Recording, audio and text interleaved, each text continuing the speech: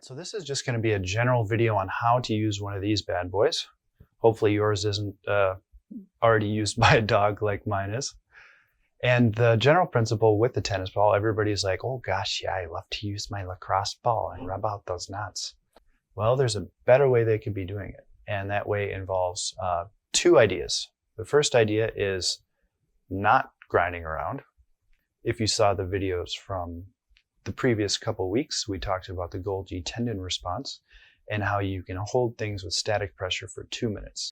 And then the second way that you can work with a knot, I guess you could call it, and a tennis ball or a lacrosse ball or somebody's elbow is to apply movement of the joint that you're working with. So I'll give two examples in this video, one example of each. So go ahead, like the video, subscribe to my channel so you can stay tuned to all these self-care techniques so you can be living with more chronic comfort.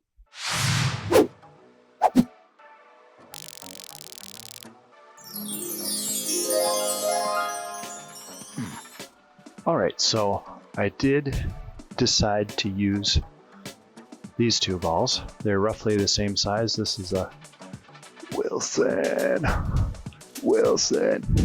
So what we're gonna do first is we're gonna do the technique with just the static pressure. And that one will be pretty simple, but I'll just give you an idea of what you can do.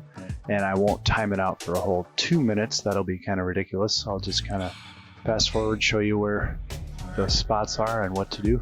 And then you can get together with your timer and go ahead and use it for the appropriate amount of time, which is 2 minutes.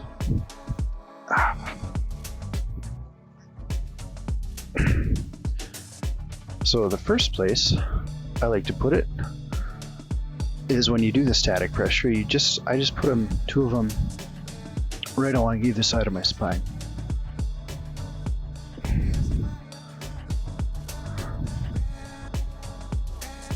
I actually go a little lower. And go ahead, palms face the ceiling. And the important part is to be just out a little ways from the spine. So you're not dead center, you're just out. You're gonna be right on two little bumps that are actually your rib tubercles. Jeez Louise. And when you do this, the important thing to do is breathe. And when you breathe, it's good to count to 5 at least, slowly for the inhale.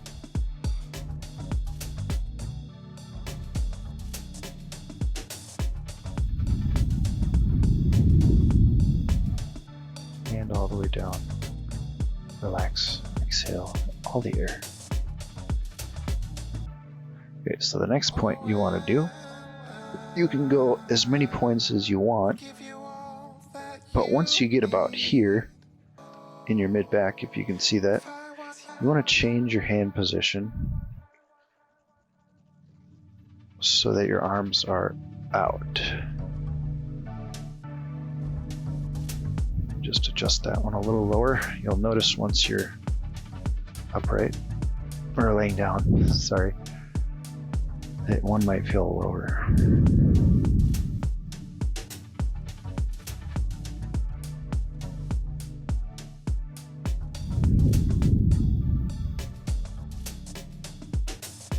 So actually, if you're counting to 5, you take 12 breaths, 5 seconds in, 5 seconds out, and that'll be the full 2 minutes. And you can do that all the way down your spine. But I like to get at least the shoulders, mid back, and low back. And then this one, you bring your arms up. So kind of as you go down your spine, you want to change your arm position. As you're higher, your arms are down here. As you're middle, your arms are here. And as you're low, your arms are here.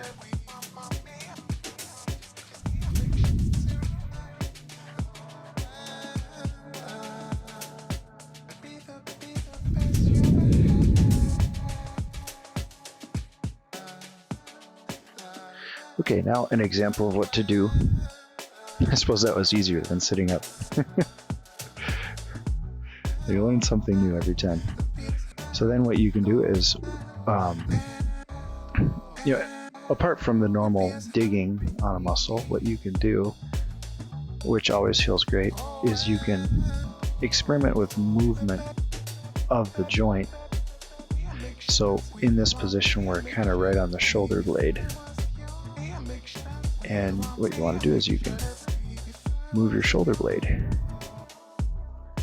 You can reach your shoulder blade up, you can pull it down, and you can karate chop, and you can go up like that.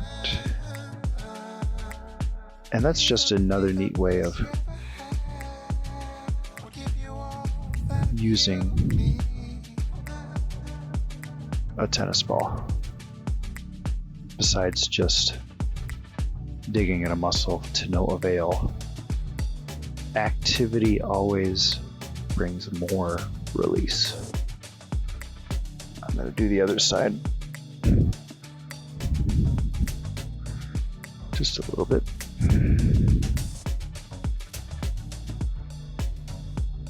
Hopefully I won't hit anything.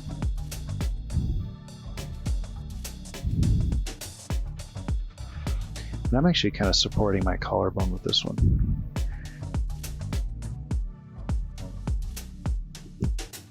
So just a little bonus here. If you were to want to do your hips, I'd say the best place on your hips is actually along the side of the hip. You just lay on the side. And then the movement you could do would be raising the foot like that.